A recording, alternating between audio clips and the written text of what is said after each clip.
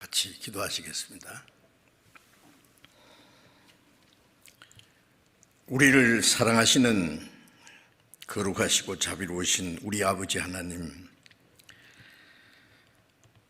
주님의 보배로운 피로 우리 죄를 영원히 씻어주시고 아무 공로 없이 구원해 주셔서 하나님의 자녀로 삼아주시고 영원한 하나님의 나라에 들어갈 수 있는 복스러운 소망을 주신 은혜 감사합니다.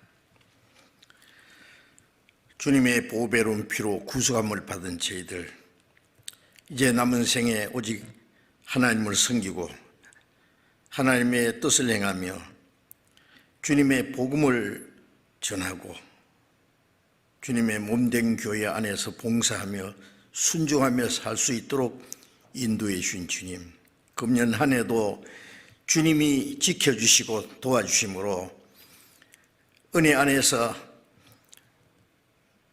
말씀 안에서 순종하며 살도록 도와주신 주님 감사합니다. 금년 한 해에 많은 어려움도 있었지만 그 가운데서도 주님이 우리와 함께 하시고 우리를 실족지 않게 붙들어 주시고 인도해 주신 걸 믿고 감사드립니다. 한 해가 지나고 새해를 맞이하는 이 시점에서 우리가 또 함께 한 해를 돌아보고 새해를 계획하고 준비하는 동계수련회를 갖게 해주셔서 감사합니다. 하나님 아버지, 주님 다시 오실 날이 얼마나 가까웠는지 그날을 우리가 알지 못하지만 주님 앞에서는 그날까지 이 땅에 우리의 삶이 있는 동안에 오직 하나님을 믿는 믿음 안에서 하나님의 뜻과 영광을 위해서 순종하며 살 수 있도록 지켜주시고 우리의 연약함을 도와주시고 인도해 주심을 더욱 의지합니다. 전국에 있는 우리 교회, 세계 많은 교회들 주님께서 함께 하시고 인도해 주시옵소서. 많은 시련과 고난 중에도 믿음을 지키며 복음을 전하는 모든 형제 자매들 영육간에 함께 하시고 인도해 주시기를 간절히 기도합니다.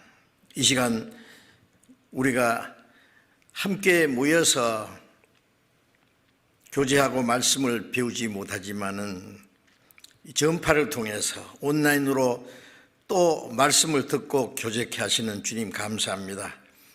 이 시간에도 때를 따라 우리에게 나타내시고자 원하시는 주님의 말씀, 주님의 거룩하신 뜻, 우리가 마땅히 어떻게 행할 일들을 더욱 가르쳐 주시옵소서. 주 예수님 이름으로 기도드렸습니다. 아멘.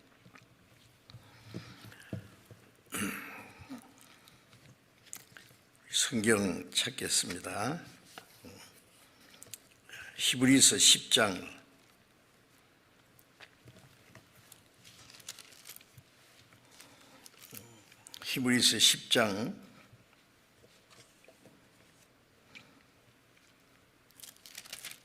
37절, 히브리서 10장 37절,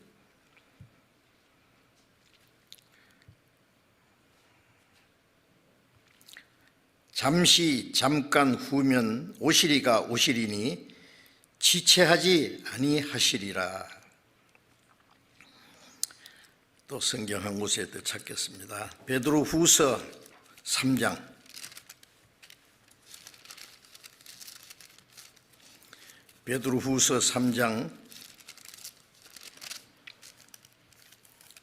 10절부터 12절까지 읽겠습니다.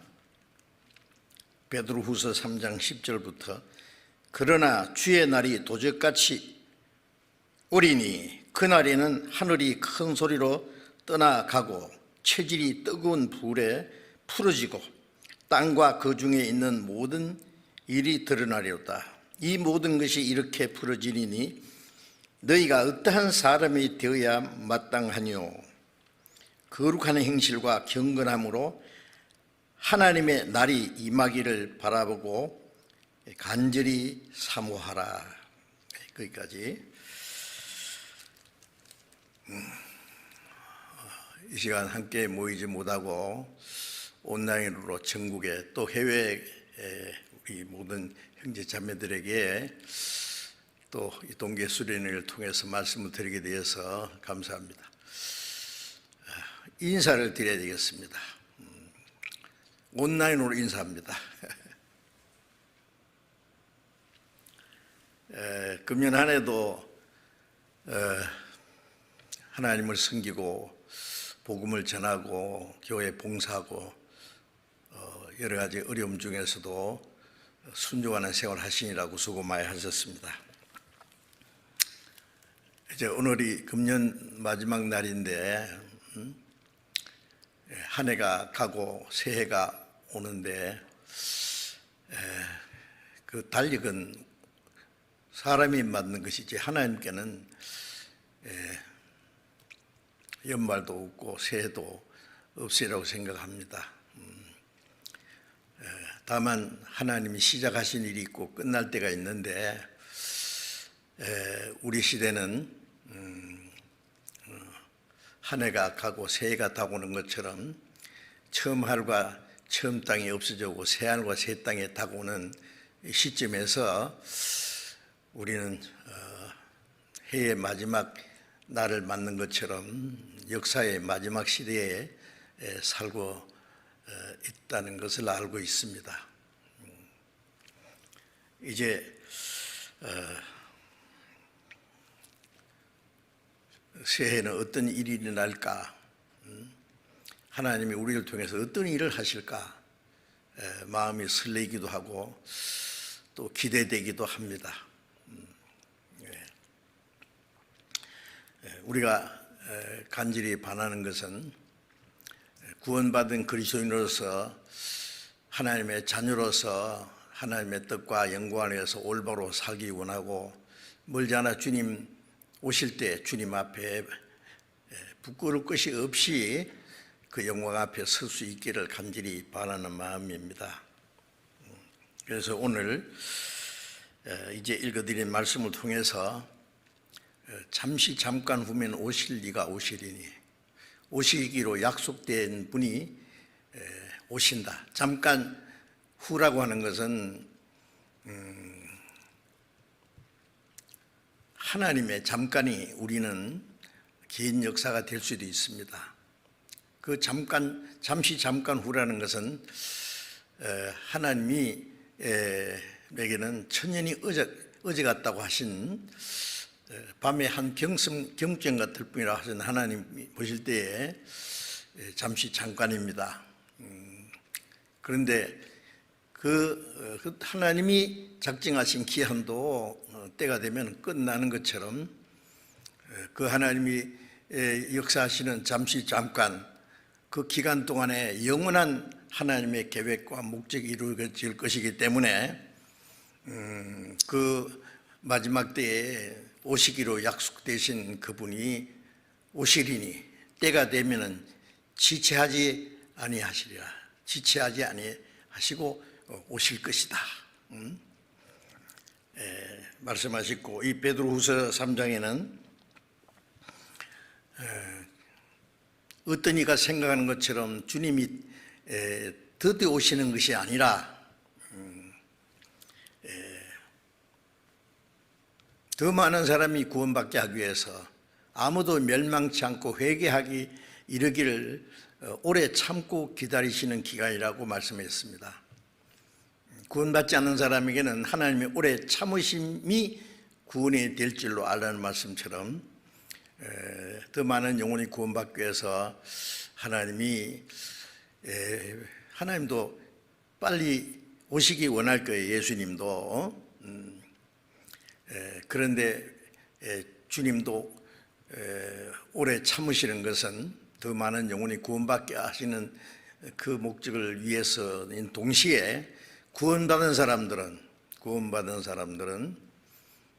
주님 앞에 설 때 부끄럼 없이 설 수 있도록 그 준비하는 기간을 주시는 것이라고 생각이 됩니다.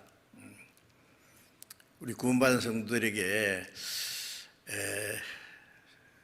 주님이 언제 오시면 좋을까요? 그러면 빨리 오시면 좋겠습니다.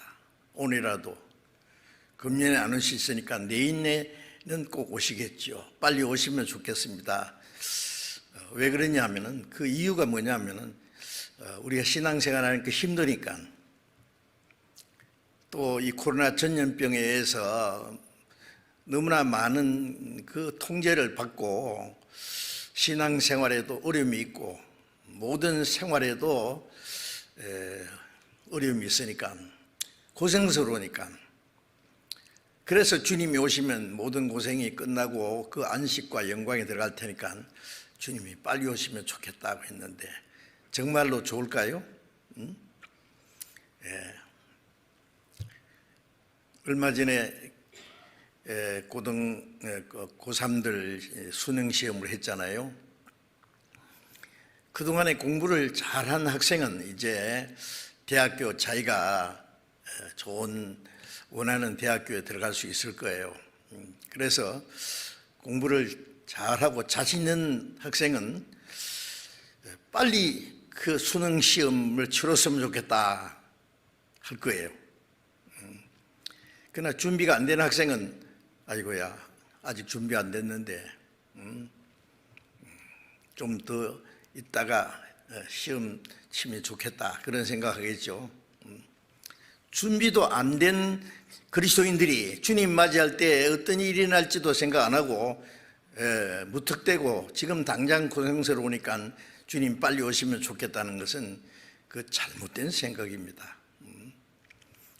왜 주님이 오래 참으시냐 하면은 구원받은 그리스도인으로 합당하게 살기 위해서 기회를 주시는 거예요.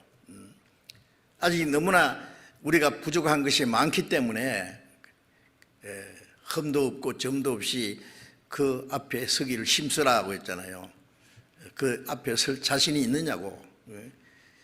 준비된 사람은 언제든지 오셔도 좋겠지만 그렇지 않은 사람은 주님 오시는 날 부끄러운 날이 될 수도 있기 때문에,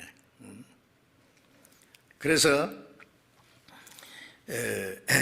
주님이 드디어 오시는 이유 중에 하나가 그리스도인들을 위해서 주님 말씀에도 순종할 수 있는 기회를 위해서, 주님을 위해서 살 수 있는 기회를 주시기 위해서, 아까 찬송 부르신 것처럼 일할 수 없는 밤이 속히 오기 때문에 지는 해도 붙드시는 주님께서 역사를 조금 연장하시는 것도 아닌가 하는 생각도 듭니다. 그러나 하나님의 오래 참고 기다린 기간도 무한정이 아니라 때가 되면 끝납니다.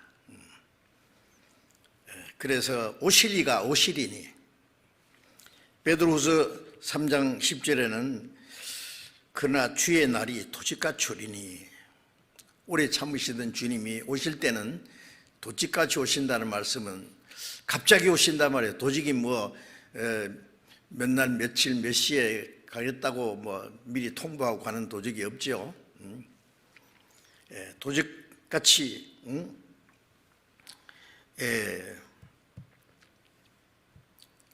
주의 날이 도적같이 오리니, 그날에는 하늘이 큰 소리를 떠나고 체질이 뜨거운 불에 부러지고, 킹 제임스 버전에 보니까 이 체질이라는 것이 원소더라고. 원소. 우리가 살고 있는 이 모든 원소들 다 타버리고 녹아버린다고 성경에 2번이나 강조했습니다. 그래서 체질이 뜨거운 불에 풀어지고, 땅과 그 중에 있는 모든 것이 드러나다는 그 또 밑에 보면은 다 타버린다 그랬습니다. 이 세상이 다 끝난다는 말씀입니다. 주님 오시는 그때를 중심으로서 역사는 끝나도록 돼 있어요. 모든 것이. 그러니 너희가 어떠한 사람이 되어야 마땅하냐라고 말씀합니다. 이 너희는 구원받은 그리스도인들에게 하신 말씀입니다. 주님이 오시면 이 땅의 모든 역사가 끝날 텐데 어떠한 사람이 되어야 마땅하냐? 에베소 5장에는 너희가 마땅히 어떻게 행할 것을 자세히 주의하라는 말씀도 있습니다. 마땅이라는 말은 그리스도인이 마땅히 어떻게 살아야 될 것이 하나님이 말씀하셨는데 그 마땅히 행할 일을 하고 있느냐? 그러므로 너희는 거룩함과 경건함으로 그날이 임하기를 바라보고 간절히 사모하라. 그리스도인에서 거룩하게라는 거룩한 행실이라는 것은 하나님 앞에 우리가 구원받을 때는 비참한 죄인으로 구원받지만은 주님 앞에 설 때는 하나님의 거룩하심처럼 점점 거룩하게, 경건하는 것은 하나님을 섬기는 사람답게, 경건하다는 건 하나님을 섬기는 그 모습을 가리키는 것이죠. 하나님의 날의 이방기를 바라보고 간절히 사모하라. 거룩한 행실과 경건한 생활 속에 주님이 오시기를 바라고 간절히 사모해야지요. 그렇지 않고 주님이 오시기를 바라는 것은 뭔가 좀 잘못된 게 모르겠는 거예요.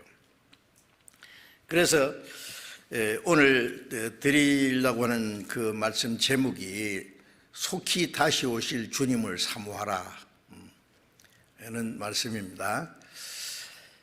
그래서 주님의 재림에 대해서 다 많은 말씀을 배우고 아시지만은 다시 좀 생각을 해보겠습니다. 성경에는 많은 약속이 있고 앞으로 되리라는 그 예언이 기록되어 있는데 그 중에 주님의 재림에 대한 약속과 그 예언이 많이 기록되어 있습니다. 예수님이 이 성경은 모든 성경은 나를 가르쳐 기록한 것이다 하는데 구약에서부터 신약까지 중심 진리는 예수 그리스도, 탄생, 생애, 죽음, 부활, 성천, 가장 중요한 내용이고 또 하나 예수님의 재림입니다. 예수님의 초림에 대한 약속은 이미 정확하게 다 이루어졌습니다. 동정녀의 몸에서 나시리라, 베들레헴에서 탄생하시리다, 그가 어떻게 살다가 어떻게 죽으실 것이다, 인간의 죄를 대속하기 위해서 속죄제물로 죽으시고 사흘 만에 부활하시고 성천하시고 그 복음이 온 세계에 전파될 그것은 이미 다 이루어졌습니다. 이제 남은 예언은 예수님의 재림에 대한 말씀입니다. 구약과 신약 전체에 많은 예언들 중에 예수님의 재림에 대한 말씀이 전체 예언의 한 3분의 1쯤 된다고 그렇게 계산이 되고 있습니다. 예수님의 재림에 대해서 많은 말씀이 기록되어 있습니다. 주님 재림하실 것에 대해서 구약 선지자들도 신약의 사도들도 예수님께서 직접 또 말씀하신 그 모든 예언이 이제 다 어김없이 이루어질 겁니다. 마태복음 16장을 잠깐 찾겠습니다. 마태복음 16장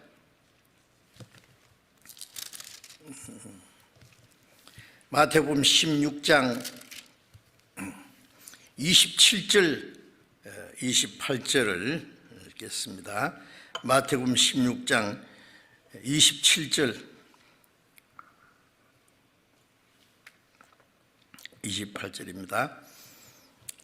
인자가 아버지의 영광으로 그 천사들과 함께 오리니 그때에 각 사람의 행한 대로 갚으리라. 진실로 너희에게 이르노니 여기 섰는 사람 중에 죽기 전에 인자가 그 왕권을 가지고 오는 것을 볼 자들도 있느니라. 자, 예수님이 다시 오실 것에 대해서 하신 말씀인데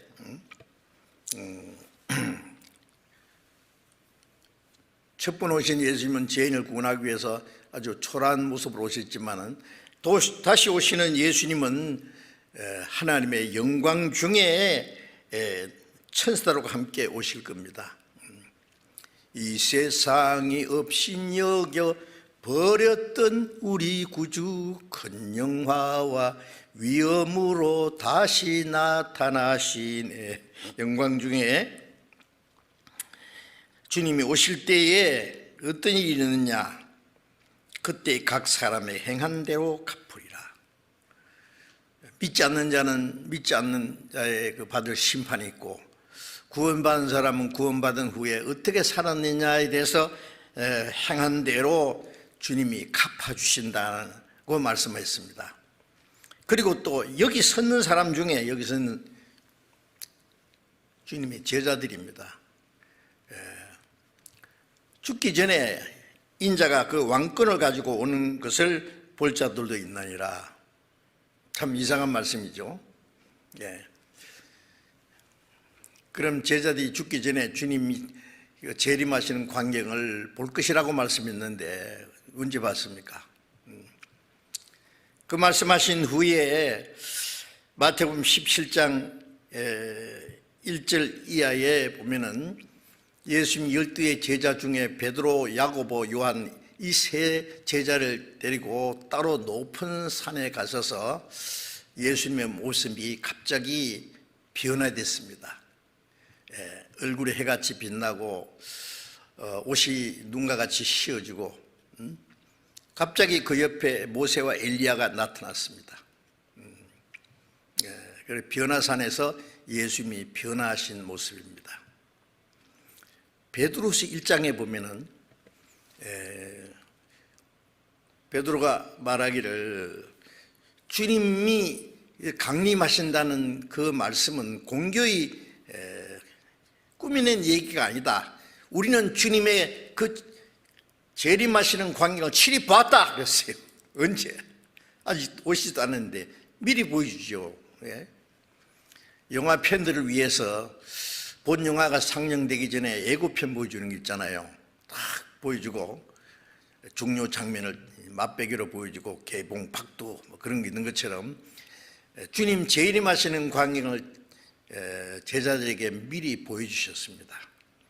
그래서 베드로가 말하기를 우리가 저와 함께 거룩한 산에 있을 때 우리가 보았다. 그때 음성이 들리기를 이는 내 사랑하는 아들이요 기뻐하라는 자라 하실 때 제가 그 영광을 받으셨느니라. 그 변화산에서 있었던 일입니다. 그래서 주님이 재림하시는 그 장면을 제자들에게 잠깐 미리 보여주시기도 했습니다. 그리고 사도행전 1장에 보면 예수님이 성취하실 때에 거기에 감람산에서 많은 사람들이 성취하시는 주님을 이제 바라보고 있었습니다. 마침 구름이 있어서 예수님이 구름 속으로 그 모습이 사라졌습니다. 그래도 떠나지 않고 계속 쳐다보고 있는데 흰옷 입은 두 천사가 그들 옆에 나타나서 말하기를 이 갈릴리 사람들아 왜 하나만 쳐다보고 있느냐? 그분은 가셨다. 그런데 가신 그대로 다시 오시리라. 사도행전 1장 11절에 보면은 가신 그대로 오시리라. 가신 예수님은 예루살렘부터 땅까지 복음이 전파되면은 다시 오실 것을 약속하셨고 천사도로 말했고 많은 그 주님의 재림에 대해서 예언이 되어 있습니다. 그리고 마태복음 24장을 잠깐 보겠습니다. 마태복음 24장 3절, 예수께서 감난산 위에 앉으셨을 때에 제자들이 종령이 와서 가로되 우리에게 이르소서 어느 때에 이런 일이 있겠사오며 또 주의 임하심과 세상 끝에는 무슨 징조가 있사오리까. 예수님의 예루살렘에 그 46년 동안 걸려서 지어진 웅장한 성전을 가르쳐 말씀하시기를 이것들이 때가 되면 돌 하나도 돌 위에 첨리하지 않고 다 무너지리라. 유대인들이 겉으로 귀중하게 여겼던 예루살렘 성전이 파괴될 것, 예루살렘의 성전이 무너지는 것은 예루살렘 멸망인 동시에 이스라엘 민족의 멸망을 가리키는 것이죠. 제 아들이 얼마나 놀랬겠어요. 그래서 예수님과 함께 저녁에 조용히 감람산에 있을 때에 제자들이 그토록 그 궁금했던 사실, 어느 때 이런 일이 있겠습니까? 어느 때에 예루살렘이 멸망이 있겠습니까? 예수님이 누가복음 21장에도 예루살렘의 군대에게 이어서 쌓인 것 모든 것 멸망에 가까운 줄 알라. 어느 때에 그런 일이 있겠습니까? 또 주님이 재림하실 일과 세상 끝날에 대한 말씀도 수차하셨기 때문에 그렇게 궁금했던 그 세 가지입니다. 어느 때에 예루살렘 멸망, 성전이 멸망하는 것 있겠습니까? 또 주님이 재림하실 때와 세상 끝날이 되기 전에 무슨 징조가 있겠습니까? 아주 중요한 질문을 했습니다. 우리가 가장 알고 싶은 그 내용을 저희들이 미리 질문해 주셨어요. 만일 예수님이 그런 거 몰라도 된다든지 그런 거 없다든지 그러면 끝났는데, 주님이 그 징조에 대해서 자세히 말씀해 주셨어요. 예루살렘 멸망은 예수님을 배척한 유대인들이 살아있는 동안에 그 피를 우리 자손에게 달라고 하기 때문에 예수님을 죽인 사람들이 당대에 이 피값이 이 세대에게 돌아가리라. 이스라엘의 멸망은 예수님을 죽인 사람들이 살아있을 때, 그리고 제자들이 예수님 말씀 들은 제자들이 살아있는 동안에 서기 70년에 멸망을 했습니다. 정확하게. 그것은 그 다음에 주님이 하시는 말씀도 정확하게 이루어질 것에 대한 하나의 증거입니다. 이제 남은 것은 주님이 재림하실 때와 세상 끝날에는 무슨 징조가 있겠습니까? 우리가 온 세상에 사용하는 서기 연대, 예수님이 오신 때부터 계산해서 지금 2020년 인데, 예수님이 오신 때가 진정한 역사가 시작된 겁니다. 예수님 오시기 전을 비포 크라이스트라고 해서 BC, 기원전이라고 하잖아요. 그 거꾸로 계산합니다. 왜? 예수님이 오시지 않은 역사는 역사가 아니에요. 진정한 역사는 아직 시작이 안 된 거예요. 예수님 오신 때부터 하나님의 계획하신 목적이 본격적으로 이루어지는 역사가 시작된 것이기 때문에 하나님이 계산한 역사, 그걸 온 세상이 사용하고 있다는 것도 의미심장한 내용이 아닙니까? 우리 개인도 몇십 년을 살았든지 예수님이 내 안에 오시지 않은 사람은, 자기 안에 그리스도의 생명이 없는 사람은 또 기원전에 사는 사람이에요. 역사가 아직 시작되지도 않은 사람이에요.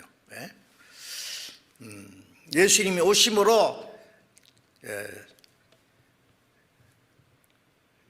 인류 역사 속에 하나님의 은혜가 주어지고 구원받을 수 있는 기회가 주어지고 진정한 삶이 시작되고 영원한 소망이 주어지는 역사가 시작된 것이죠. 그런데 예수님이 다시 오시는 날이 그것도 모든 게 끝나는 날이에요. 그래서 주님이 임하심과 세상 끝날에는 무슨 징조가 있겠습니까? 거기에 대해서 예수님이 자세히 말씀해 주셨습니다. 그래서 주님이 말씀하신 그 내용을 보면은 누가복음 21장을 잠깐 찾겠습니다. 누가복음 21장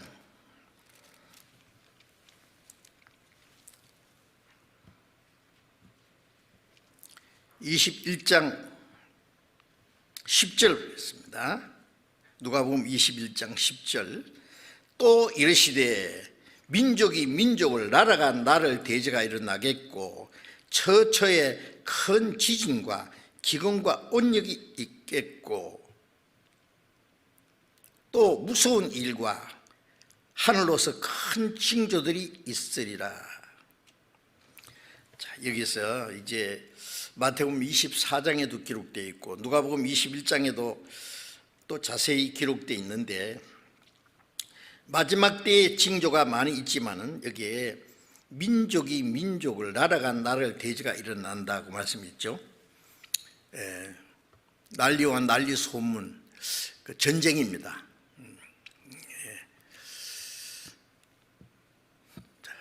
인류 역사가 온 이래 크고 작은 많은 전쟁이 있었지만은 예수님 말씀하시는 이 전쟁은 마지막 전쟁입니다. 1914년에 1차 세계대전이 터졌고 1939년에 2차 세계전이 시작됐고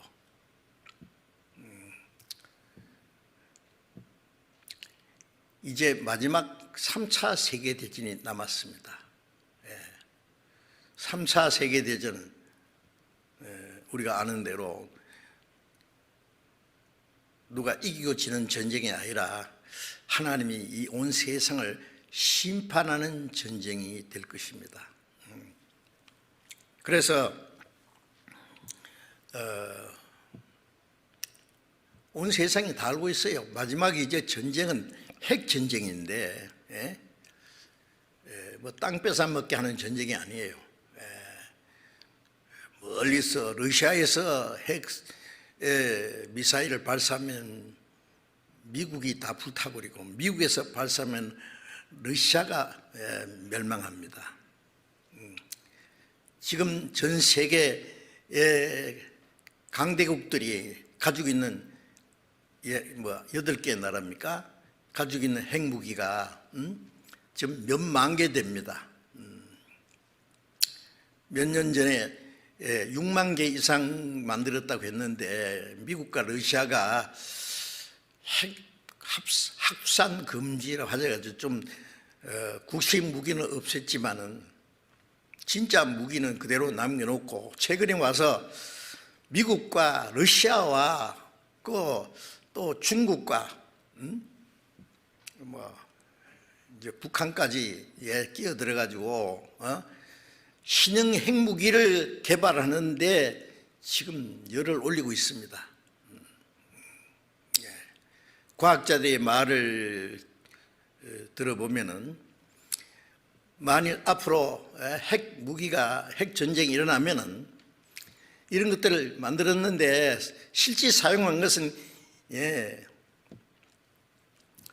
2차 세계대전 끝에 일본의 히로시마 나가사키에 원자탄 2방 떨어뜨린 거 그게 전부입니다.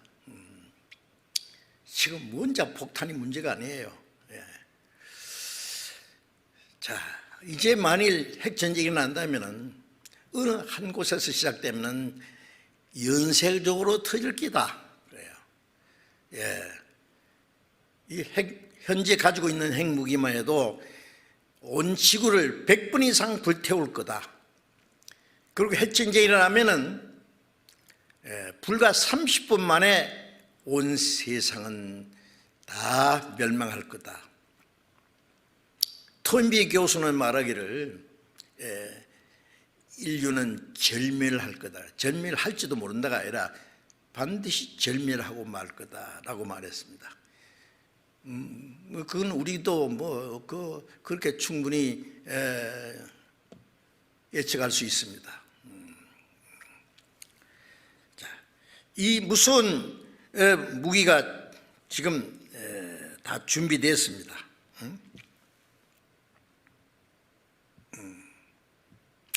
지금 안 터지는 게 참 기적이에요. 하나님이 이걸 막고 계시니까 그렇죠. 요한계시록 16장의 아마겟돈 전쟁, 에스겔 38장 39장의 중동에서 일어나는 아마겟돈이나 중동 전쟁이나 내용은 같습니다. 스가랴 14장의 마지막에 예루살렘과 열국의 전쟁, 그 마지막 전쟁입니다. 베드로서 3장에 방금 읽은 말씀 중에 베드로후서 3장 6절 7절에는 노아 홍수 때는 그때는 물에 넘치 멸망하였거니와, 물로 하나님이 세상을 싹 썰어버렸지만은 이제는 동일한 말씀으로 심판하시는 그 말씀으로 하늘과 땅은 다 불로 사라질 것이다. 하나의 땅은 불로 멸망하리니, 경건치 않은 사람의 심판과 멸망의 날까지 보증해 주신 것이다. 자, 불태운다는 말씀이 아주 많습니다. 베드로서 3장에 하늘이 큰 소리로 떠나가고 체질이 원소들이 다 불타버리고 땅과 그 중에 있는 모든 것이 다 타버릴 것이다. 녹아버릴 것이다. 계속 나옵니다. 자, 그래서 이제 마지막 전쟁 오늘 갑자기 일어날 겁니다.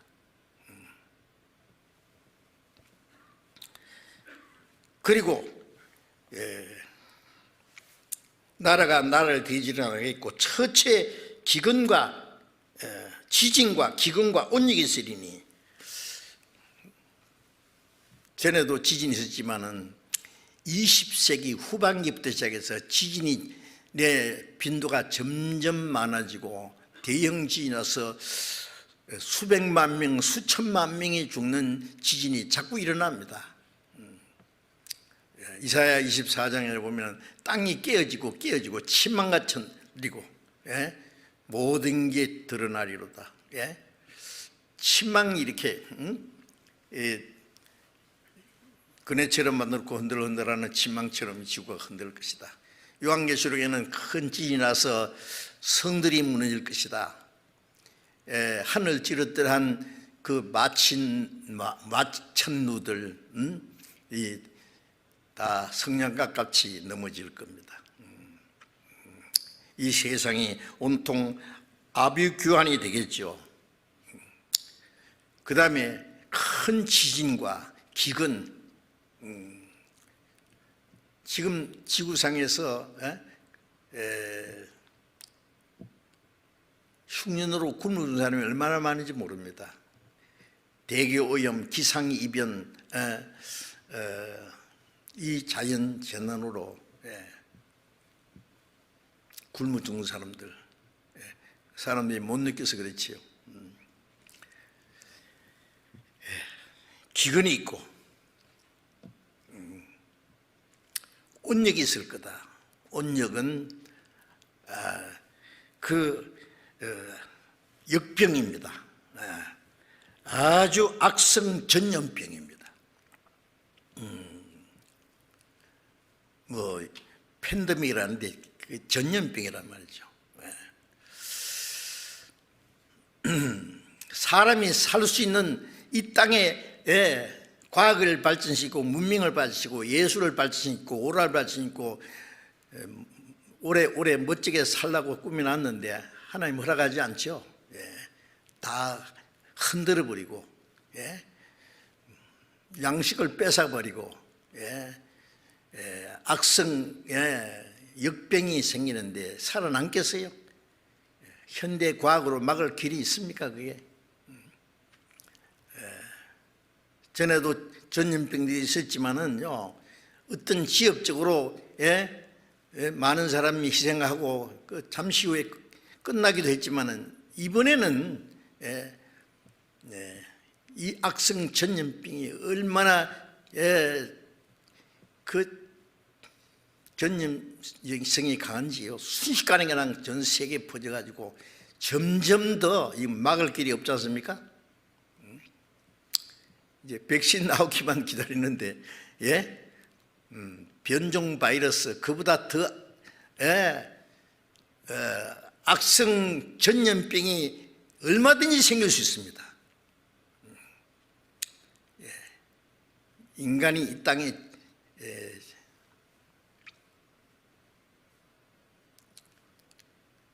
안심하고 살 곳도 없고 안식처도 없고 소망도 없다는 걸 철저히 깨달아야 되는데 끝까지 재앙이 일어날 수 마음을 강포하기 위해서 회개하지 않는.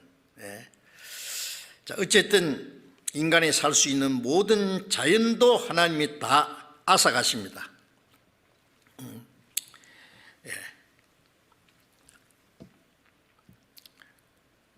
또 마태복음 24장 12절에 보면 불법이 성함으로 많은 사람의 사랑이 식어지리라. 불법은 죄입니다. 죄.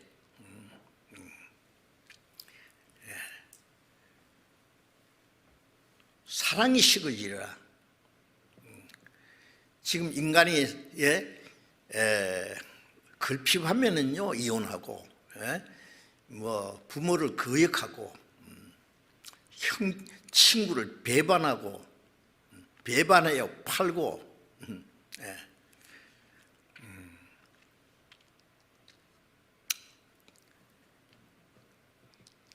도덕이 극도로 타락했습니다. 하나님이 제일 싫어하는 성적 타락. 그 중에 이제는 뭐 동성 연애뿐 아니라 동성 결혼을 아주 합법화시킵니다. 앞다퉈서. 간통은 죄가 아니다. 간통죄를 법적으로 없애버렸어요. 또 낙태 또 죄가 아니다. 인간의 그 불법이 하나님의 법을 파괴시키는 시대입니다. 이 죄악은 온 세계에 그냥 꽉 찼습니다. 지금 이제는 아주 죄악이 아주 머리 꼭대기까지 골수에 사무칩니다.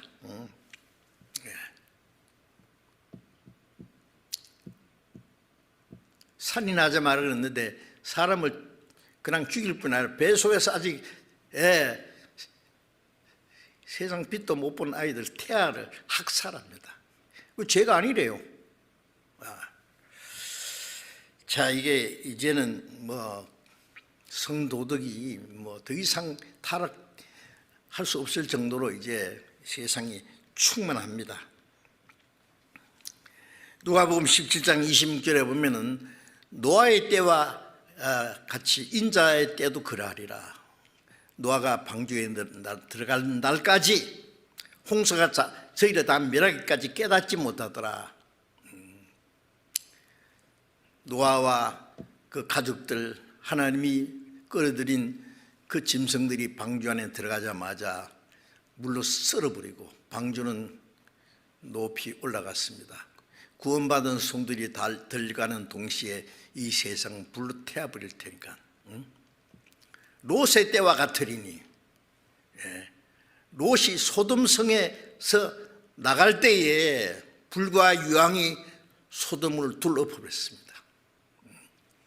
그 흔적이 지금 사해 소돔 고모라 성이 망한 그 장소 지금도 있지 않습니까?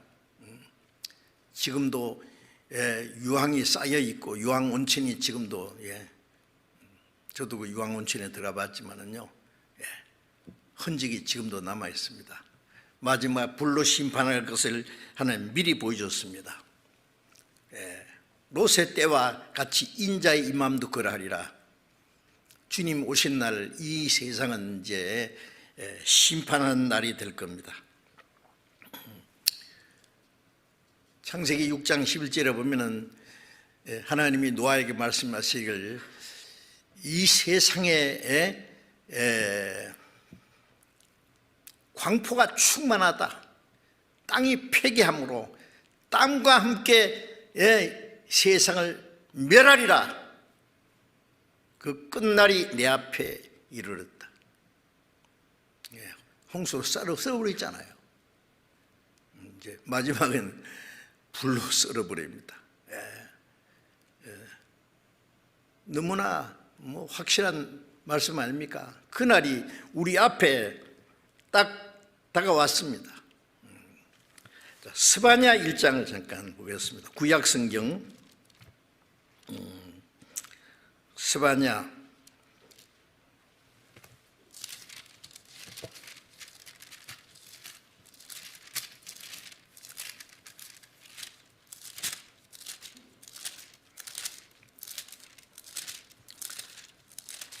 스바냐 1306페이지입니다. 스바냐 1장 2절 3절을 읽겠습니다. 스바냐 1장 2절 3절 여호와께서 가라사대 내가 지면에서 모든 것을 진멸하리라. 내가 사람과 짐승을 진멸하고 공중의 새와 바다의 고기와 그치게 하는 것과 악인들을 아울러 진멸하리라. 내가 사람을 지면에서 멸절하리라. 나 여호와의 말이니라. 참, 무서운 말씀 아닙니까? 지금부터 약 2600년 전에 기록된 이 말씀이에요. 하나님 말씀에 내가 지면에서 모든 걸 진멸하리라. 이 마지막 때에 사람과 짐승을 진멸하고 공중의 새와 바다의 고기와 노아 홍수 때는 바다의 고기는 안 죽었잖아요. 이 마지막 때는 바다의 고기까지 그치게 하는 것, 하나님이 계획하는 모든 악인들을 아울러 진멸할 것이라. 내가 사람을 지면에서 멸절하리라. 싹 썰어버린 거예요. 그냥. 나 여호와의 말이니라. 하나님 농담 안 하십니다. 하나님이 말씀하시면 그대로 이루어집니다. 그날이 지금 우리 앞에 딱 당도했습니다. 그것은. 자, 마지막 때에 18절에 스바냐 1장 18절에 그들의 은과 금이 여호와의 분노의 날에 능히 그들을 건지지 못할 것이며 이 온 땅이 여호와의 질투의 불에 삼키리니 이는 여호와가 이 땅 모든 금면을 멸절하되 놀랍게 멸절할 것입니다. 사람들은 건과 은이라는 것은 자기들이 쌓아놓은 모든 재물들이 그런 것들이 자기 생명을 보호하고 행복을 안전을 주리라고 생각하지만 그것이 그들을 건지지 못할 것이다. 어림도 없는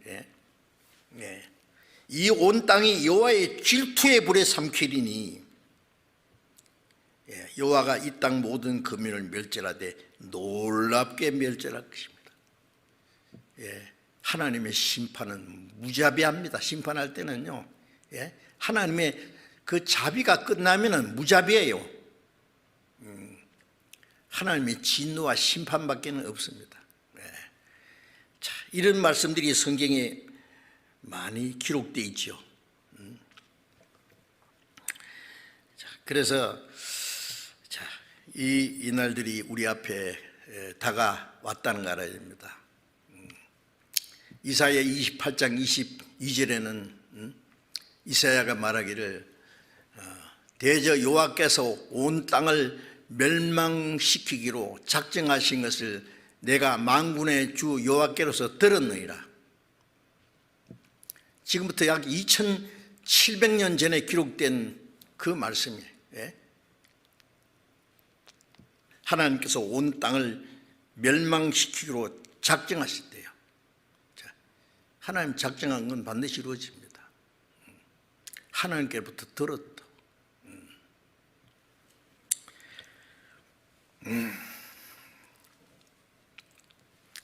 마태복음 24장 14절에는 이 천국 복음이 모든 민족에게 전거되리니, 전거되기 위해서 온 세상에 전파되리니 그제야 끝이 오리라.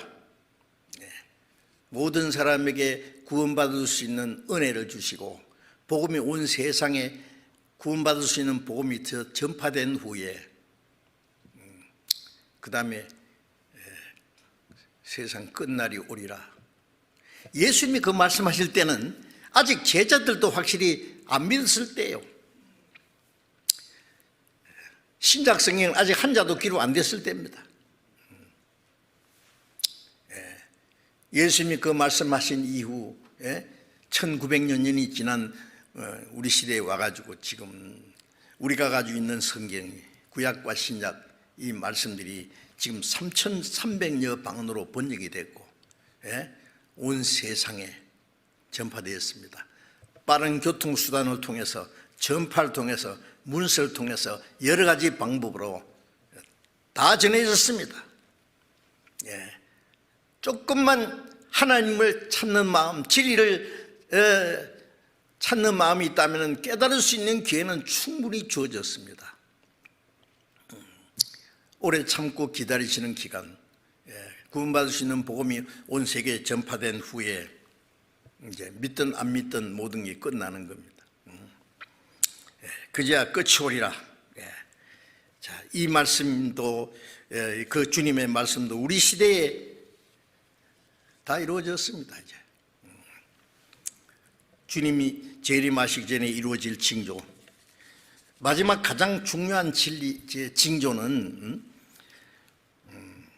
마태복음 24장 잠깐 보겠습니다. 마태복음 24장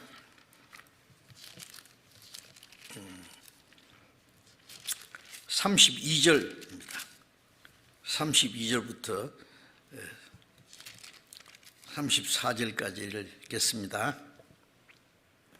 무화과나무의 비유를 배우라. 그 가지가 연해지고 잎사귀를 내면 여름이 가까운 줄 아나니 이와 같이 너희도 이 모든 일을 보거든 인자가 가까이 곧 문 앞에 이룬 줄 알라. 내가 진실로 너희에게 말하노니 이 세대가 지나기 전에 이 일이 다 이루리라. 예수님이 마지막 징조에 대해서 긴 말씀을 하시면서 마지막 말씀이 무화과나무의 비유를 배우라. 이 무화과나무는 이스라엘 민족을 비유하는 나무입니다. 마태복음 21장에 보면은 잎사귀 무성한 무화과나무, 열매가 없어서 예수님이 무화과나무를 저주해서 말라 죽게 했죠. 예수님이 열매를 못 잡숴서 화가 나서 죽인 건 아니에요. 그럴 리는 없습니다. 그것은 잎사귀만 무성하고 열매 없는 무화과나무는 이스라엘 민족은 하나님의 백성이라 자랑하고 예루살렘의 웅장한 성전에 모여서 경건하게 하나님을 섬기는 모습은 있었지만은 하나님이 원하시는 열매는 없습니다. 그들은 그리스도를 배척했습니다. 이스라엘 민족이 저주받아서 망할 것을 미리 보여주신 것이죠. 그리스도를 배척한 유대인들이 멸망할 것에 대한 많은 말씀들이 있는데 그것을 무화과나무가 말라 죽는 것으로 실제로 보여주신 겁니다. 그러나 겨울 동안에 말라 죽은 것 같던 무화과나무도 봄이 되고 여름이 가까이 되면 잎사귀가 뾰족이 나옵니다. 조금 늦게 나오죠. 가지가 말라 죽은 것 같던 가지가 연해지면 잎사귀가 나온 걸 보면 여름이 가까운 줄 알듯이 다 죽어 없어졌던 줄 알았던 이스라엘 민족이 1900년이라는 긴 환란의 겨울이 지난 다음에 이스라엘이 회복되거든. 그 말이에요. 회복되거든. 인자가 가까이 문 앞에 이르는 줄 알라. 이스라엘 민족의 회복은 예수님이 재림하시기 전에 이루어질 가장 아주 정확하고 확실한 징조 중에 징조입니다. 하나님의 택한 이스라엘 민족의 그 이스라엘 왕국이 망한 것은 기원전 586년에 바벨론에 의해서 완전히 멸망했고, 바벨론 70년 포로 생활 후에 다시 이스라엘 땅으로 돌아가긴 했지만은 계속 강대국에 짓밟혔으면 바벨론, 페르시아, 헬라, 로마 600여 년간 강대국의 식민지 국가로 고통을 받고 있다가 그리스도를 배척한 죄로 서기 70년에 이스라엘 땅에서 사는 것마저 박탈당하고 로마 타시스 대장이 군대를 끌고 예루살렘을 침공해서 유대인 110만 명을 무자비하게 학살을 했습니다. 9만 7천 명을 로마로 노예로 잡아갔고, 나머지는 다 전 세계 100여 나라에 쫓아냈지 않습니까? 다 알고 있잖아요.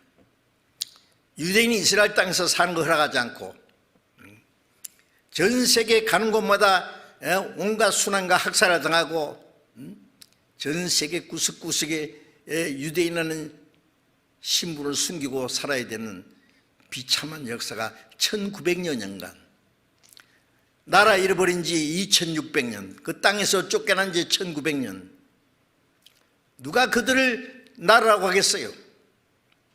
그런데 1948년 5월 14일에 갑자기 독립했습니다. 세계 역사에 그런 일은 없습니다. 그렇게 1967년 6월 7일 제3차 중동전쟁 때 예루살렘을 뺏었습니다. 예루살렘을 수도로 삼았습니다. 주변에는 아랍의 엄청난 세력이 이스라엘 없애버리고 해서 4차례 큰 전쟁, 중동 전쟁을 했지만 그때마다 이스라엘이 대승리를 했습니다. 이게 어떻게 인간 상식으로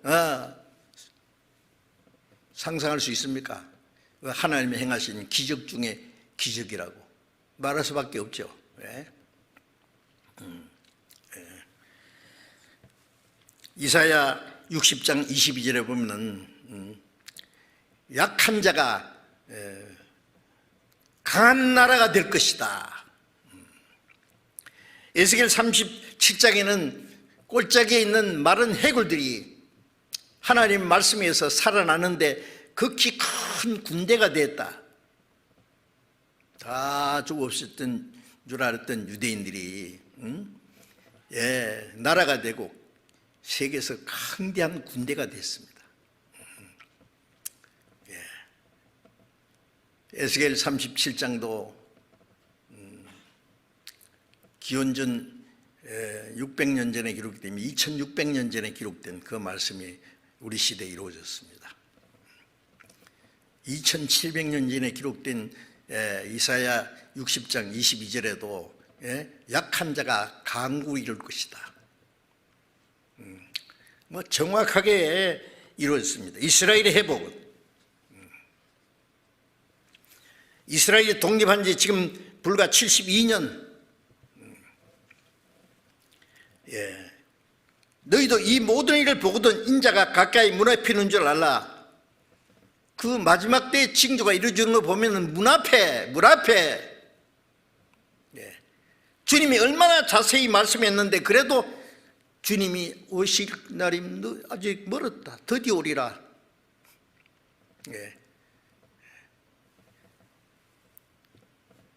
내가 진실로 너희에게 말하노니, 예수님이 가장 중요한 거 말씀하실 때 진실로라고 강조하십니다.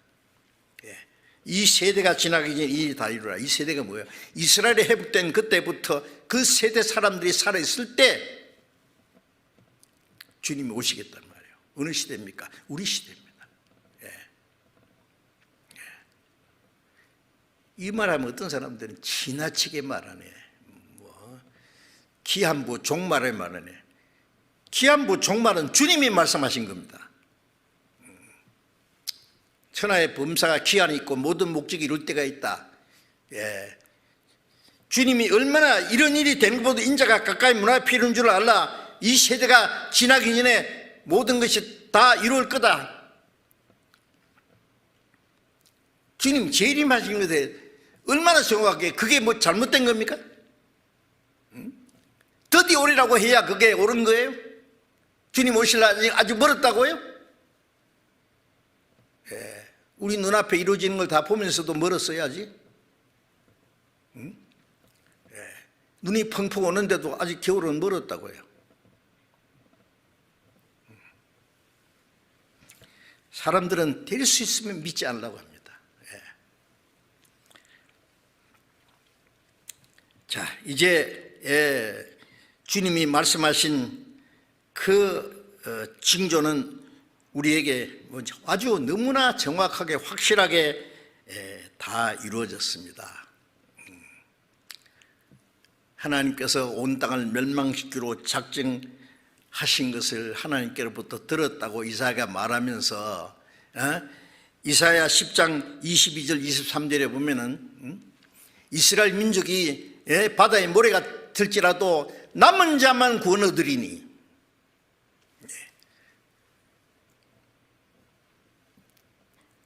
남은 자만 구원 얻으리니,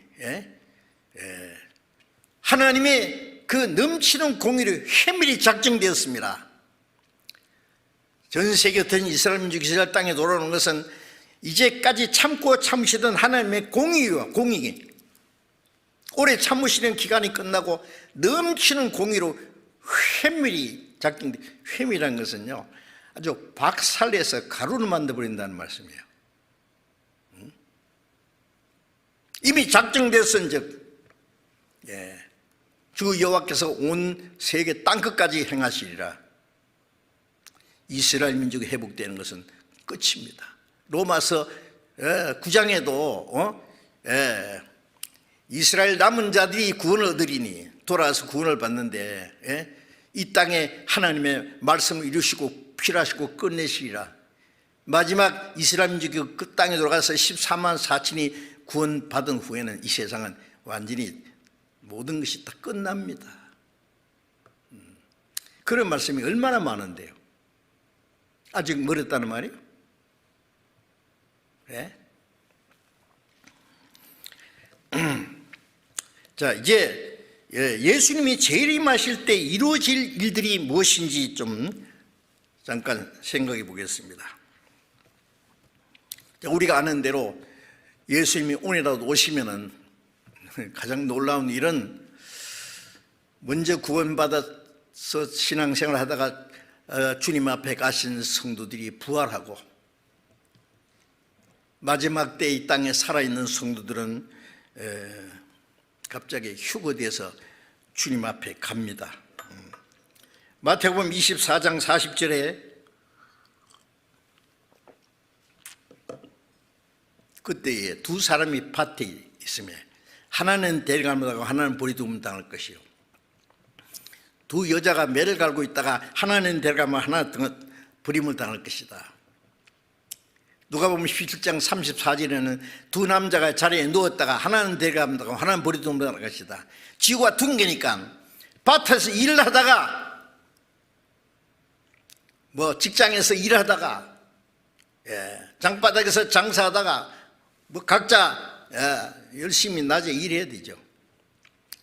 구원받은 사람은 갑자기 주님이 데려갔습니다.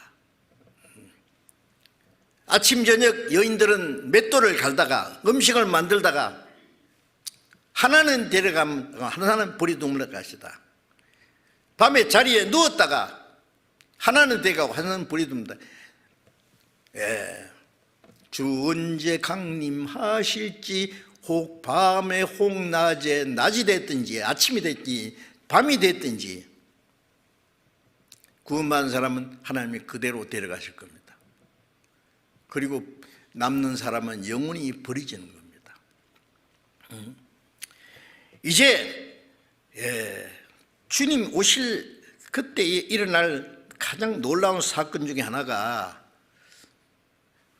그리스도인의 부활과 휴거지 않습니까? 데살로니가전서 4장을 찾겠습니다. 데살로니가전서 4장 16절. 데살로니가전서 4장 16절. 주께서 호령과 천장의 소리와 하나님의 나팔로 친히 하늘을 쫓아 강림하시리니 그리스도 안에서 죽은 자들이 먼저 일어나고 그 후에 우리 살아남은 자도 저희와 함께 구름 속으로 끌어올려 공중에서 주를 영접하게 하시리니 그리하여 우리가 항상 주와 함께 있으리라. 그러므로 이 여러 말로 서로 위로하라. 주님이 하늘로 쫓아 공중재림이라 했잖아요. 강림하실 때에 호령과 천상의 소리와 하나님의 나팔로 친히 하늘로 쫓아 강림하시니 그리스도 안에서 죽은 자들이 먼저 일어나고 구원받고 살다가 죽은 사람들을 먼저 살아 일어나고 또 후에 우리 살아남은 자, 그때 이 땅에 살아있는 성도들은 부활하신 성도들과 그때 재림하시는 주님과 함께 구름 속으로 끌어올려 주님이 구름 속으로 들려 올라가신 것처럼 우리도 구름 속으로 끌어올려 공중에서 주를 영접하게 하시리니 몇천 메타 공중을 말하는 것이 아니라 이 물질 세계에서 신령한 세계로 들어가는 걸 이렇게 표현한 겁니다. 그날 주님도 만날 것이고 우리 주님 오실 때 우리를 구원하신 주님을 직접 얼굴로 뵙는다고 생각해 보세요. 얼마나 놀랍지 않습니까? 앞서간 성도들, 구약선지 성경에 나타난 그 선지자들, 믿음의 선진들, 사도들, 베드로도 바울도, 복음을 외치다가 돌에 맞아 죽은 스테반도, 앞서간 주님의 일꾼들도 다 주님 앞에 만납니다.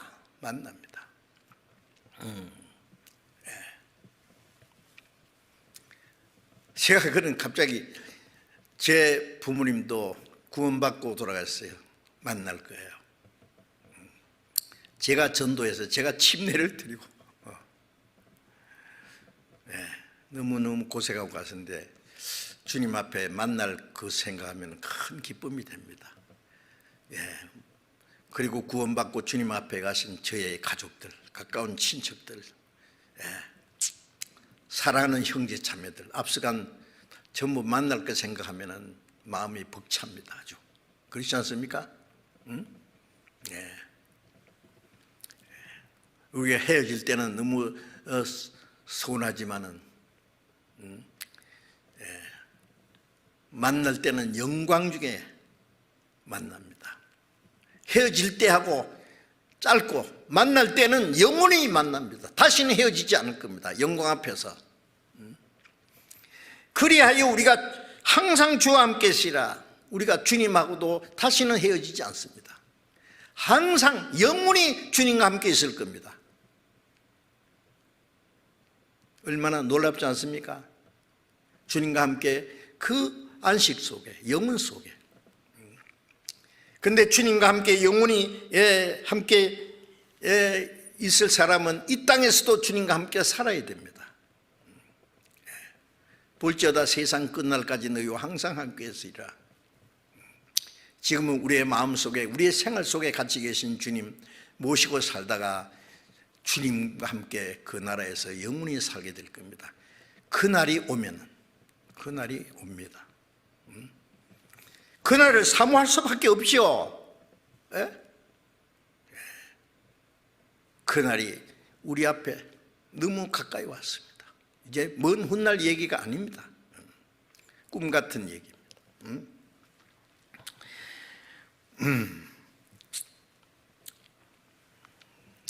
변화산에서 예수님 앞에, 예수님이 변화된 그 앞에 모세와 엘리야가 나타났고 베드로는 즉시 알아봤습니다. 모세인지 엘리야인지.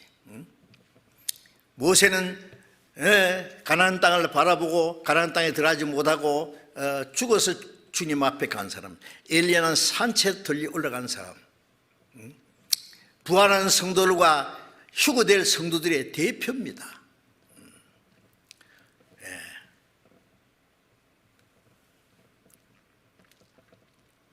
물로 심판하기 전에 에녹이 휴거되듯이 환난 전에 우리는 휴거돼서 주님 앞에 갈 겁니다.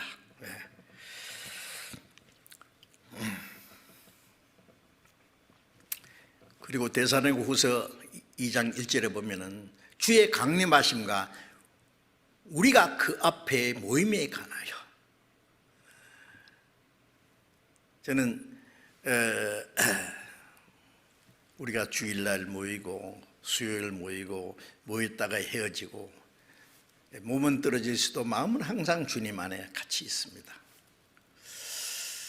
또 1년에 한 번씩 천국이 함께 모여서 또 동계 수련회 할 때마다 모였다가 헤어졌다가 모였다 헤어졌다가 마지막에 주님 앞에 싹 모일 때 구약시대 성도들, 신약시대에 구원받은 성도들, 형제 자매들 다 주님 앞에 모일 때에 주님의 보좌 앞에서 모든 성도들이 함께 모여서 성도들의 대총회입니다. 역사상 가장 놀라운 집회입니다. 그날 상상해 보세요. 성도들이 한자리에 할렐루야 부를 때 나도 거기에서 함께 하다 봐야 부르리. 모든 성들이 주님 앞에 설 때 나도 거기에 함께 있다는 것, 그 상상해 보세요. 그날이 옵니다. 그래서 우리는 그날을 기대하고 간절히 사모합니다. 요한계시록 7장에 보면은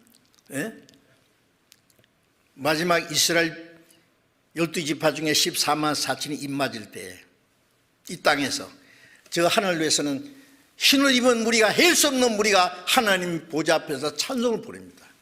뭘 가르칩니까? 마지막 이스라엘 남은 자들이 인침을 받을 때 그 은혜 시대에 구원받은 사람들은 이 환난받는 그 세상에서 주님 앞에 가서 찬송을 부르겠어요. 그게 누구요?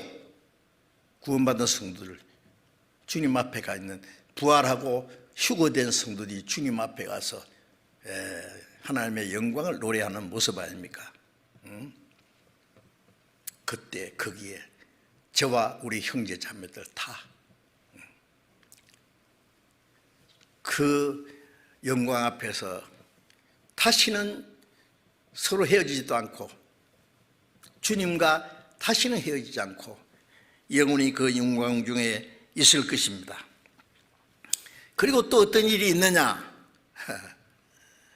우리가 간과하지 말고 생각할 것이 있는데 그것은 우리 그리스도인들의 심판이 있다는 것도 생각해야 됩니다.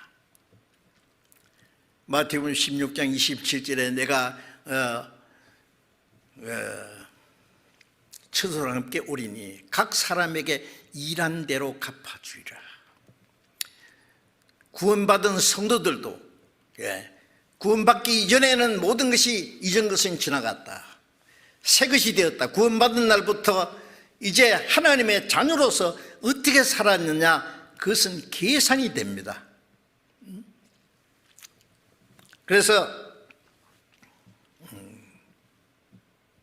고린도전서 4장 5절에 주님 오시는 날 각 사람에게 칭찬이 있으리라. 고린도후서 5장을 찾겠습니다. 고린도후서 5장 10절. 이는 우리가 다 반드시 그리스도의 심판대 앞에 드러나 각각 선악간에 그 무분의 행한 것을 따라 받으려 합니다. 반드시 그리스도의 심판대 앞에 드러나. 뭐가 드러납니까?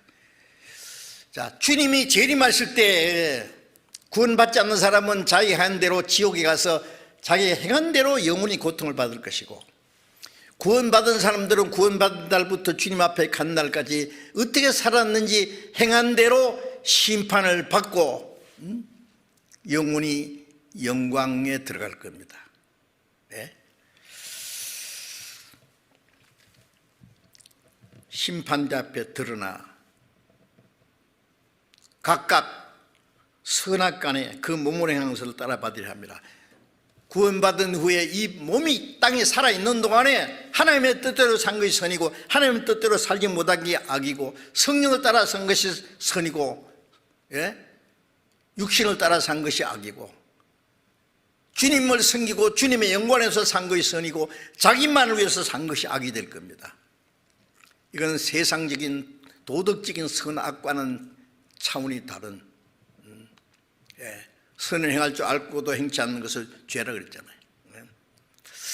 자, 그래서 심판을 받는데, 이 심판은 상급 심판이라고 그러죠. 상급 심판. 그 심판을 받을 때에 누가복음 19장 15절 이하에 보면은 왕위를 받아 오리고 먼 나라로 가신 그 귀인이 왕위를 받아 돌아온 누굽니까? 예수님입니다.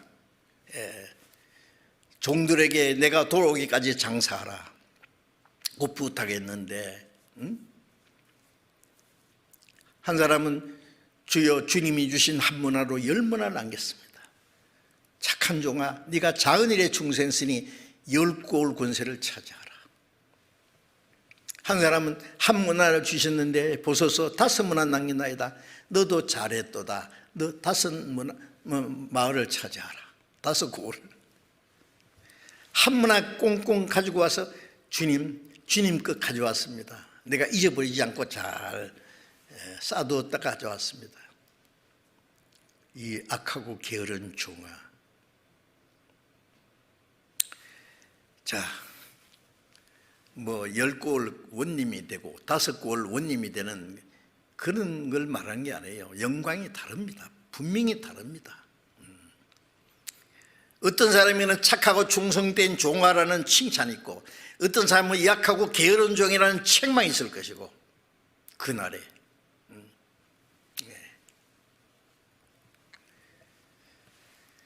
그 상급 심판은 이 세상처럼 상장 주고 상품 하나 상급 얼마 주고 박수 짝짝 치고 끝나는 그런 게 아니에요.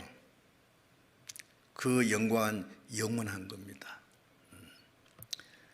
고린도전서 15장 11절에 보면은 해의 영광이 다르고 달의 영광이 다르고 별과 별의 영광이 다르도다. 베드로의 영광이 다를 것이고, 바울의 영광이 다를 것이고, 말씀 전하다가 돌에 맞아 죽은 스티반 집사의 영광이 다를 거예요. 같을 수 없어요. 예수님 십자가에 돌아가실 때 옆에 달려 죽은 강도, 지옥 가기 직전에 평생 강도질하고 나쁜 짓 했던 그 강도, 마지막 회개해서 구원받고 주님 앞에 간 그 강도하고, 구원받고 평생 주를 위해서 온갖 고난을 당하고 충성되게 살았던 사람하고 상이 같겠습니까? 아닙니다. 그러면 안 됩니다. 구원은 똑같이 받았지만은 영광은 영원히 다릅니다. 성경에 얼마나 많은 말씀이 있는데요. 영광은, 상급은 행한 대로 받습니다.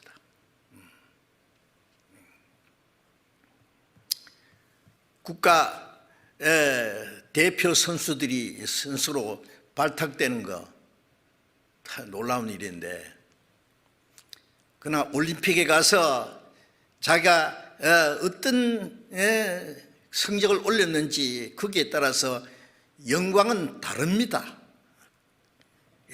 금메달도 있고 은메달 있고 동메달도 있고 아무것도 못하는 사람도 있고 그렇습니다. 구원은 똑같이 받았습니다. 그러나 주님 앞에 설 때의 영광은 다릅니다. 요한계시록 22장 12절에 내가 속효리니 각 사람이 줄 상이 내게 있어 각 사람에게 일한 대로 갚으리라. 각 사람이 줄 상이 따로 있습니다. 어떤 사람은 상이 이렇게 쌓여 있고 어떤 사람은 조금밖에 없고 어떤 사람은 싸놨다가 또 깔아먹는 사람도 있을 거예요. 잘 나가다가 싸는 것까지 깔아먹는 사람도 있어요.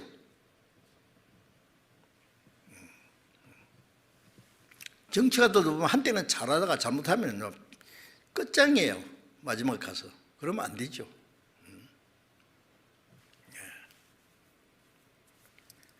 자, 우리는 마지막 순간까지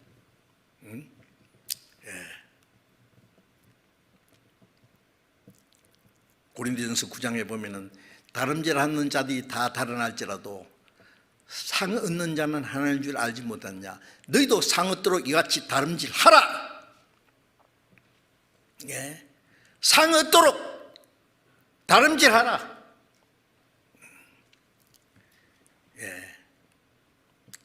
달려가야 됩니다. 마라톤 선수가 꼬린 지점을 행해서 이를 악물고 죽을 힘을 행해서 가지고 꼬린하고 딱 죽더라도 그런 표대를 행해서 눈을 부릅뜨고 주먹을 볼건 쥐고 죽을 힘을 당해서 달리는 것처럼 우리도 그렇게 해야 됩니다. 마지막 순간까지. 앞에 있는 표대를 행하여 하나님의 부르신 부르의 상을 위하여 쫓아가노라. 빌립보 3장에 말씀한 대로 우리 앞에는 상급이 있습니다. 행한 대로 우리 심판할 때 괜찮겠어요? 주께서 심판하실 때 잘했다 칭찬하리니 이러한 상급 받도록 예수를 위해 삽시다. 착하고 충성된 종이라고 칭찬을 받을 것 같아요. 악한 게으른 종이라고 책만을 받을 것 같아요. 이 길을 다투는 자마다 모든 일이 절제하나니 저희는 썩어질 멸류관을 얻고자 하되 우리는 썩지 않는 영광의 멸류관을 얻고자 하노라. 바울 사도 그랬잖아요. 그래서 내 육체를 쳐서 복종시킨다고. 구원받은 사람도 육체는 고난을 싫어해요. 다른 박제하는 것이 쉽습니까? 숨이 차고 다리가 아프고 죽을 것 같아도 오직 상을 향해서 달려가는 거예요. 바울 사도는 선한 싸움을 싸우고 달리기를 마치고 믿음을 지켰다. 그날의 의로운 재판장이 내게 주실 것이다. 의의 멸관을 주시리라. 그런데 오해하는 것은 내뿐 아니라 주의 나타나는 힘을 사모하는 모든 자에게나, 그러니까 바울에게만 주느냐 우리도 줄 거다. 착각하지 마세요. 그 말씀이 뭔지 아세요? 주님의 나타남을 사모하는 사람들은 바울처럼 달려갈 길을 마치고 믿음을 지키고 선한 싸움을 싸우고 그래서 그 멸관을 얻도록 하라는 말씀이지, 가만히 영광은 승리와 영광은 저절로 얻어지는 게 아니에요. 죽도록 충성하라. 그러면 생명의 멸관을 내게 주리라. 그저 얻어지는 게 아니지 않습니까? 올해라도 주님이 오시면 괜찮겠어요? 저는 자주 그 생각해 봅니다. 주님이 오시면 나는 내 나름대로 잘했다고 했는데 주님이 오실 때는 나는 몇 집이나 될까? 생각하면은 앞서간 주님의 일꾼들 그 모습을 생각하면 나는 크게요. 그분들이 100점이라는 나는요 5점이나 될까? 10점이라도 될까 모르겠어요. 아주 기준 미달 거예요. 미달 거예요. 그러나 나는 그래도 나는 부족하지만은 내가 할 수 있는 대로 하려고 노력했다. 예, 부족하고 부끄럽고 뭐 너무나 주님 모실 때는 미달이 많지만은 그런 대로 크게 후회하지는 않을 것 같다는 생각도 좀 들기도 합니다. 내 혼자 자화자찬인지 모르지만은 그래도 주님 모시기 전에 하고 싶은 건 너무 많아. 부족한 것 좀 마저 채우고, 그래서 기회를 주실 것 같아요. 그래서 기회를 조금 더 주시면 좋을 것 같아요. 마지막 부족한 거 채우기 위해서. 어떻게 생각하십니까? 주님 오실 때 행한 대로 갚으실 때에 괜찮겠어요? 주님은 계산에 정확하신 분입니다.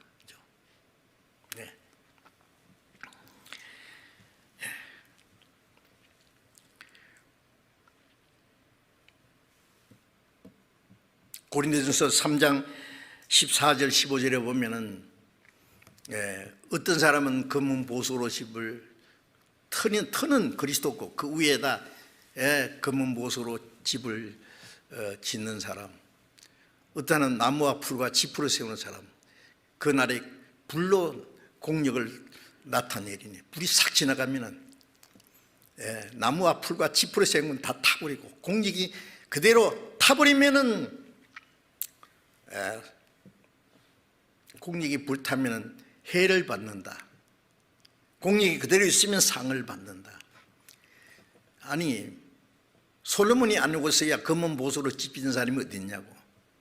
그거는 나무와 풀과 집을 대비해가지고 가치 없는 것과 가치 있는 것, 없어질 것과 없어지지 않는 걸 대비해서 말한 것이죠.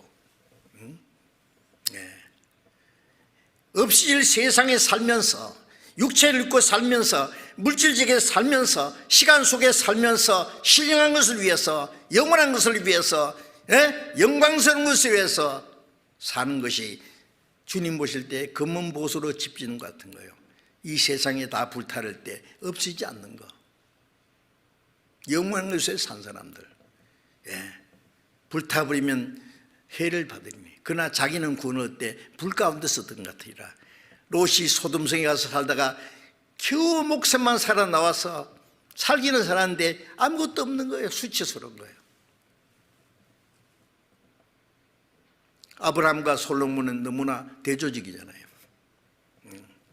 아브라함은 빈들판에서 항상 하나님을 섬기고 하나님의 위로와 도우심을 의지하고 산 사람, 성령을 따라 산 사람, 구원받았어도 자기의 편리할 대로 육체를 따라 산 사람,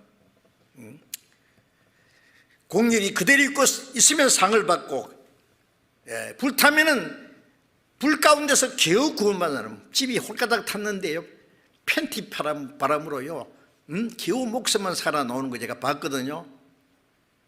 제가 부산에서 살 때요, 부산에 대화재가 있었어요.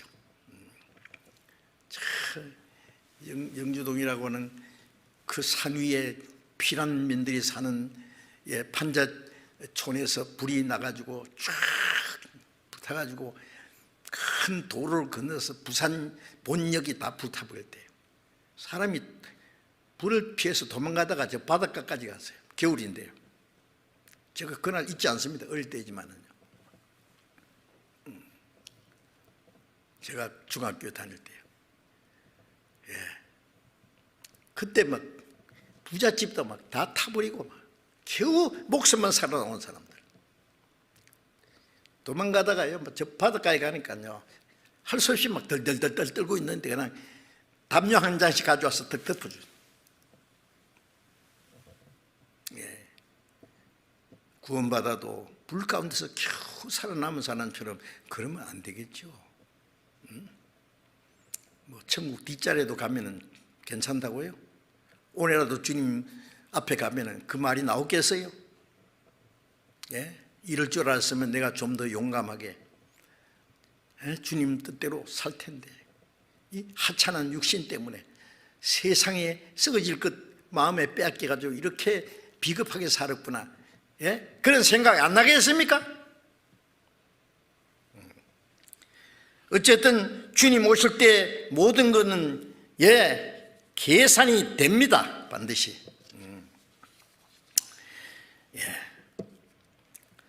그래서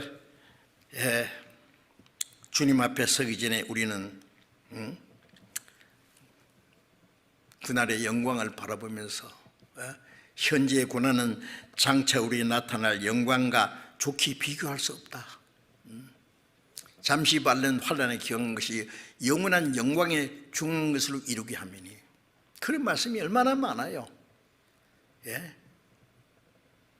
그 들어도 소용없어요. 그냥 자기하고 상관없는 것으로 생각해요.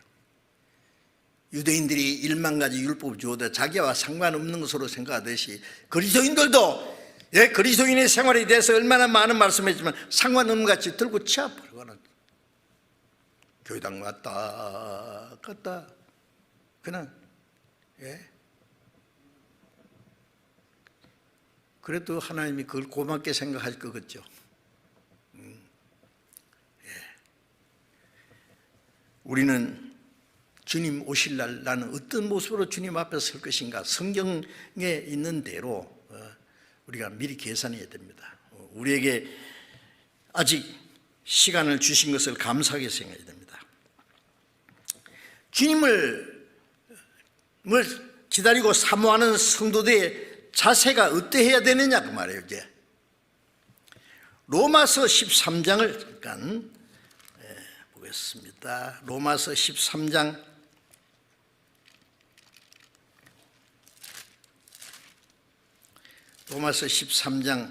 11절 보겠습니다.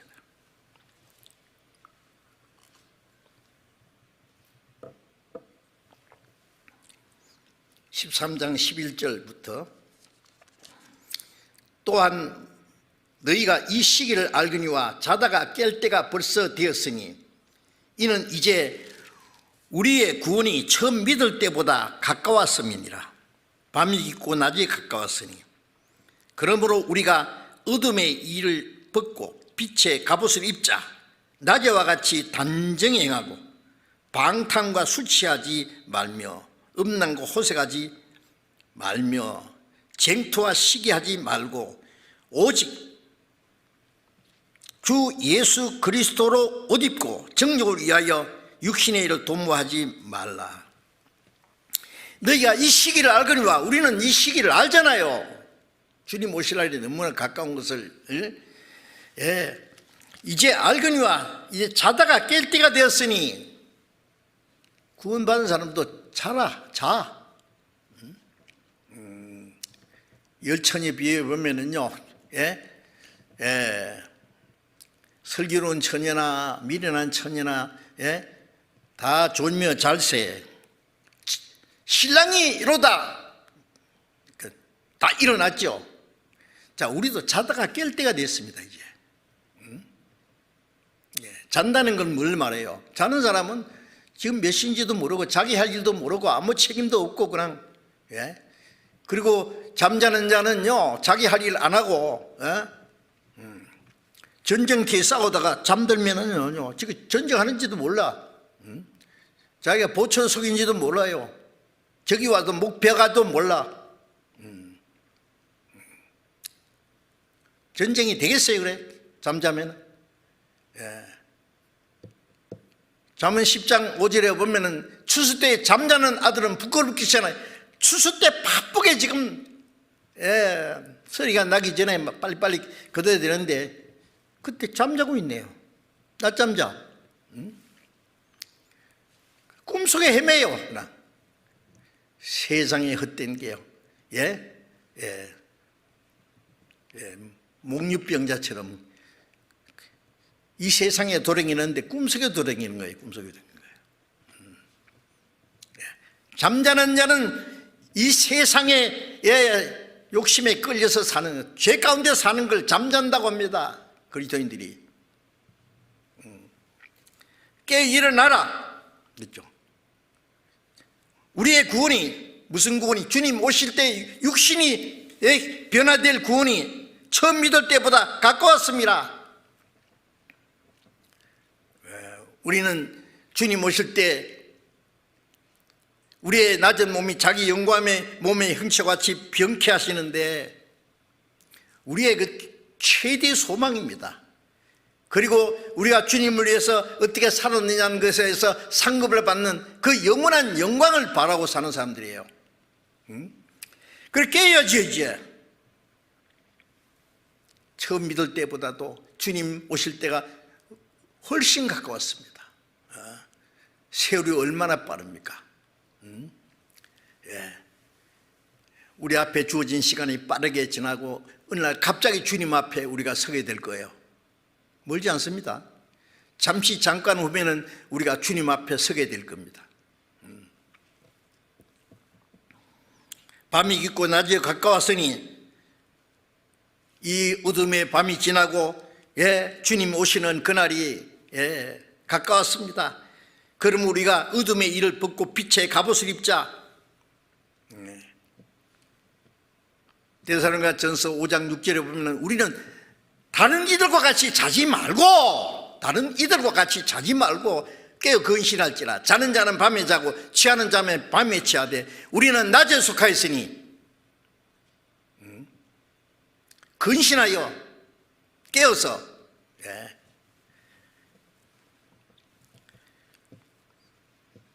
어둠의 일을 벗고 빛의 갑옷을 입자. 주님의 빛 가운데서 살아야 됩니다. 낮에같이 단정히 행하고. 단정히 행한다는 건 뭐예요? 자는 사람들은 말이에요, 그냥 막 자는 모습 보면요, 막 수치를 드러내고 막 부끄러운 줄도 모르고 이렇게 하고 잘 거예요. 주님의 빛 가운데 사는 사람들은 단정하게 하나님과 사람 앞에 부끄러움이 없이 단정하게 행하고 방탕으로 술 취하지 말이면. 방탕은 뭐예요? 방종입니다. 방종. 자기 편리한 대로 사는 거예요. 술 취하지 말입니다. 술에 취한 거나 돈에 취하는 거나 여자에 취하는 거나 세상에 미혹된 거나 다 취하는 겁니다. 음란과 호색하지 말고 음란은 이 세상에 만연합니다. 전염병처럼. 그거 호색하지 말고 그걸 따르지 말고 세상 사람들처럼 쟁투와 시기하지 말고 구원받은 사람끼리도 그냥 교만해가지고 서로 다투고 쟁투하고 시기하고 하지 마라 그 말이거든.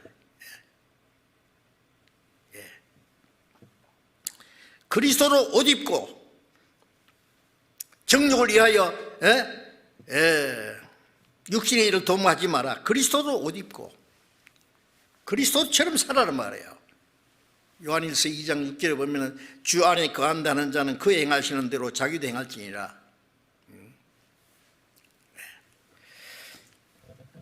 바울은 주님처럼 살았습니다. 주님의 형상을 자기 몸에 가졌다 했습니다. 우리는 안 됩니까? 왜 안 됩니까? 점점 주님을 닮아가다가 주님 오실 때 주님처럼 우리의 몸까지 변화돼야 되지 않겠습니까? 누가복음 12장 35절부터 보면은 허리에 띠를 띠고 등불을 켜고 서 있어라 했어요. 허리에 띠를 띠고 말씀에 등불을 켜고 누워 있는 게 아니라 서 있어라. 뭐 잠자지 말고 서 있으란 말 아니에요. 항상 우리는 마음에 깨어 있어야 돼요.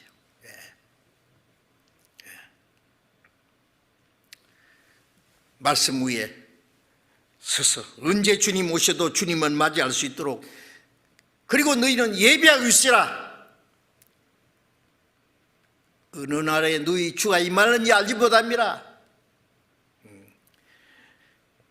주님이 드디어 오리라고 해서 헬레리 하고 방종한 생활을 하면 되겠어요?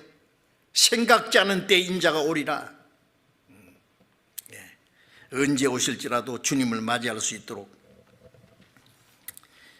에베소 5장 17절에 잘 아시는 말씀이 있죠. 잠자는 자여 깨어 일어나라. 죽은 자 가운데 일어나라. 그리스도께서 네게 빛이시니라. 한밤중에 조용 잠자기니까 그건 당연합니다. 그런데 낮이 12시가 됐는데 문 딱 걸어놓고 꼼짝도 안 하네. 응? 아니 날 12시가 됐는데 낮에 아무도 없어. 차도 안 다니고 아무도 안 다니고 다 죽었든지 전염병 걸려서 누웠든지 뭐 잘못된 거 아닙니까? 그리스도인들이 낮이 됐는데 주님의 빛이 비치는데 지금이 어느 때인지 그냥 아직도 누웠네. 꿈속에 헤매고 있네. 죽은 자 가운데서 일어나라. 그리스도께서 네게 비치시니라. 그러므로 어리석은 자가 되지 말고 주의 뜻이 무엇인가 이해하라. 자세히 주의하여 세월 아끼라. 때가 악하니라. 이 세상 마지막 악한 때 그리스도인은 정신을 차려서 마땅히 어떻게 행할 것을 자세히 주의해서 시간 아껴야 됩니다. 잠시라도 우리의 시간을 헛되이 보내지 말고 우리에게 주어진 시간이 이제 막 끝나려고 하는데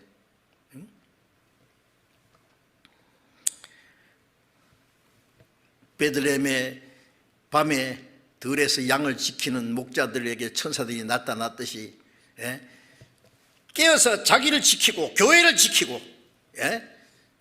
깨어있는 생활을 하는 사람에게 주님이 영광 중에 나타나실 거예요. 깨어라는 말씀이 성경에 얼마나 많으냐고요. 우리는 이 세상 헛된 것에 미혹되지 말아야 됩니다.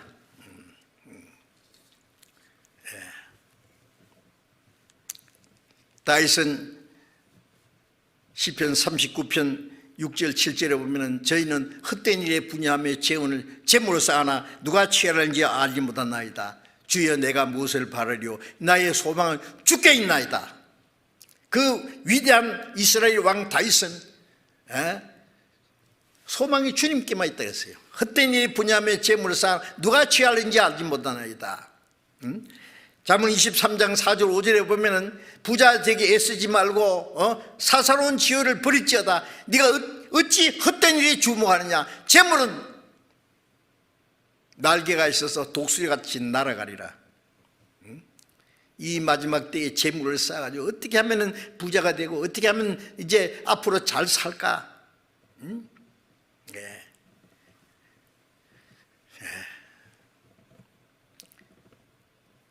어찌하여 허무한 데 주목하느냐. 날개가 있어 날아가리라. 이 재물이라는 것은요, 주님이 오실 날이 가까울수록 가치가 점점 없어지다가 주님 오시는 날 제로로 돌아갑니다. 그렇죠? 그럼 어떻게 돼요? 그러면 그날이 되기 전에 그리스도인이 가지고 있는 재물은 주님을 위해서, 복음을 위해서 가장 귀중하게 쓰여져야 됩니다. 이것은 아주 중요한 겁니다. 예수님께서 마태복음 6장 17절에 너희를 위하여 보물을 땅에 쌓아두지 마라. 너희를 위하여 보물을 하늘에 쌓아두라. 나를 위해서 쌓아두라 말하면서 너희를 위해서. 이 땅에 자기를 위해서 쌓아두는 사람은 어리석은 사람입니다. 그것은 도적이 구멍 뚫고 마음이 돌지당하고 양심도 돌지당하고 세상의 좀과 독력이 쓸고 다 헛된 걸 없어집니다. 보물을 하늘에 쌓아두라. 우리는 땅에 살면서 하나님의 영광, 영원히 없어지지 않는 걸 쌓아가는 사람이 되어야 됩니다. 자, 우리는 살아도 주를 위해 살고 죽어도 주를 위해 죽나니 사나 죽거나 주의 것이라. 주님의 것이기 때문에 주님 것답게 살아야 됩니다. 이제 주님을 위해서 살 수 있는 시간도 그리 많이 남지 않았습니다. 요한복음 9장 4절에 때가 아직 낮음에 나를 보내신 이의 일을 우리가 하여야 하리니 이제 나만 하는 게 아니라 우리가 함께 해야 된다. 밤이 오리니 그때는 아무도 일할 수 없느니라. 일할 수 없는 밤이 속히 올 겁니다. 그날이 되기 전에. 그날이 오면은 영원히 우리의 일은 일할 수 있는 기간은 끝납니다. 복음을 전할 수 있는 시간도, 주를 위해서 봉사할 수 있는 시간도, 순종할 수 있는 시간도 끝납니다. 그대로 이제 계산이 돼야 됩니다.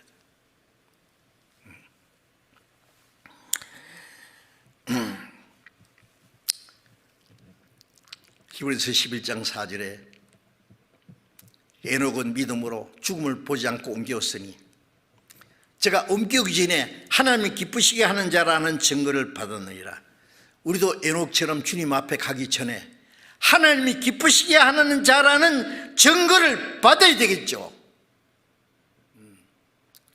고린도서 5장 9절에 바울 사도는 내가 거하든지 떠나든지 살든지 죽든지 주님을 기쁘시게 하는 자 되기를 힘쓰느라. 우리도 에녹같이 바울처럼 살든지 죽든지 어떻게 하면 주님을 기쁘시게 할고 하는 것이 마땅합니다. 특별한 게 아니에요. 당연한, 그렇지 않으면 비정상입니다. 이제 우리는 주님 앞에 설 때 부끄러움 없이 설 수 있도록 요한일서 2장 27절에 보면은 기름 부음이 너희 안에 거하느니 그 모든 걸 가르치고 참되고 것이 없으니 너희를 가르치는 그대로 주 안에 거하라. 이제 그 안에 거하라. 그러면은 주님이 나타나실 때 그 앞에 부끄럽지 않게 서게 하려 합니다. 주님 앞에 설 때 부끄럽지 않게 서려면 어떻게 돼요? 교회 안에서 성령의 가르침 안에 순종하고 거해야 됩니다. 주님 말씀 안에 순종하며 거하게 살 때, 주님 오실 때 주님의 몸된 교회 안에서 머리의 뜻을 따라 사는지 성령을 따라 사는지 육신을 따라 사는지 주님 앞에 드러날 것이기 때문에 그 앞에 부끄럽지 않게 서게 될 수 있습니다. 그걸 기억해야 됩니다. 교회에서 계속 가르치는 그 말씀이 뭐 성경 말씀 감상하려고 그러면 설교하는 사람이 뭐 원맨쇼 하는 겁니까? 성령께서 우리에게 때때로 가르치시잖아요. 그 가르침 안에 거해야 됩니다. 그럴 때 주님 앞에 서는 날 부끄럽지 않게 그 앞에 서게 된다고 했죠. 그리고 요한일서 3장 2절 3절에 보면은 하나님이 우리에게 어떠한 사랑을 우리에게 주사 하나님의 자녀의 일컬음을 얻게 하셨는고 우리가 그러하도다. 그러나 앞으로 어떻게 될 것이 장차 어떻게 될지 아직 나타나지 않았다. 하나님의 자녀가 초라하기도 하고 가난하기도 하고 병도 있고 시련도 당하고 아직 어떻게 될 것은 나타나지 않았다. 그러나 주님이 나타나시면 우리가 주와 같이 될 것을 아는 것은 주의 계신 그대로 볼 것이나미니 그러나 주님이 오실 때 우리 몸도 주님과 같이 됩니다. 영광스러운 몸으로 변화되어야만 주님을 봅니다. 주님을 만날 때 주님처럼 됩니다. 주를 향하여 이 소망을 가진 자마다 그의 깨끗하심같이 자기를 깨끗하게 하느니라. 그 소망을 가진 자는 주님과 같이 될 소망을 가진 사람은 주님의 깨끗하신 것 같이 자기가 깨끗하게 거룩하게 돼야 된단 말이에요. 거룩한 행실과 경건함으로 그날이 임하기를 바라보고 간절히 사모하라. 주님 오시는 날 모든 것이 끝나는 날, 주님 오신 날 상을 받는 날, 주님 오신 날 우리가 주님과 같이 되는 날, 그 소망을 가진 우리가 어떻게 해야 돼요?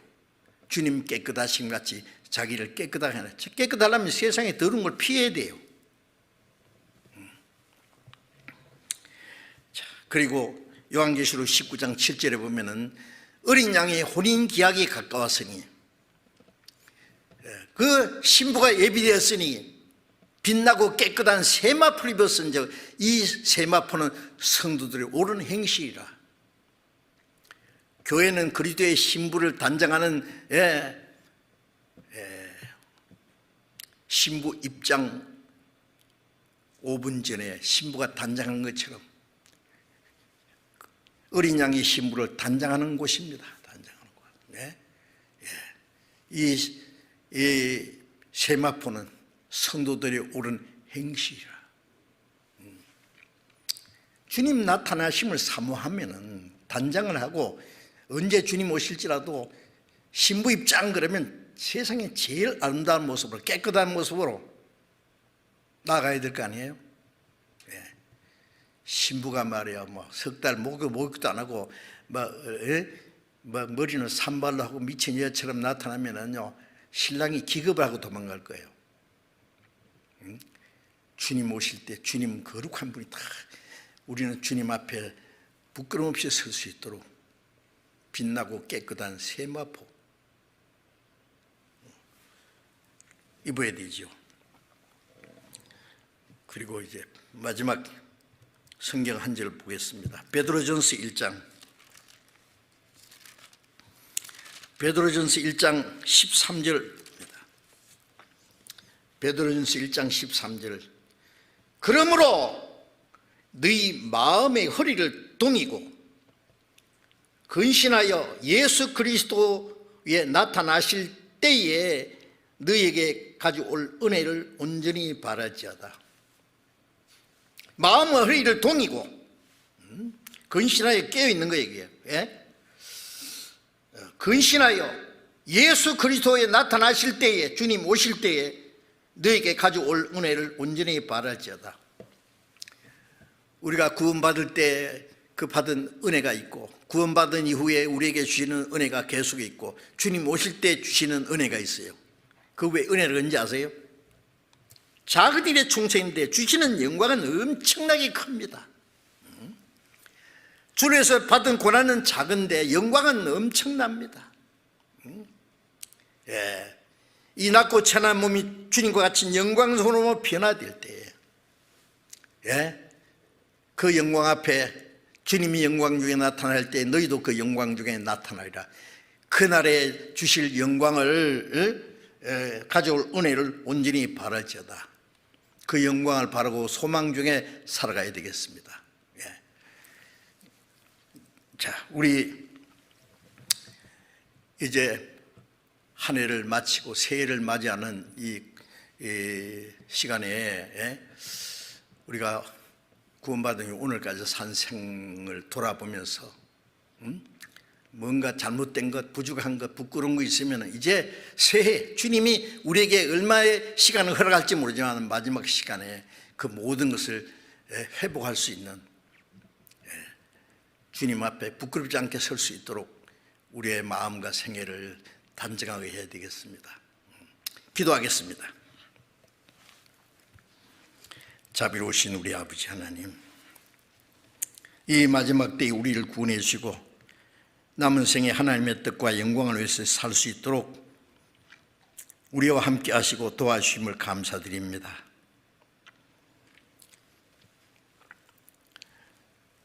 우리의 삶 속에서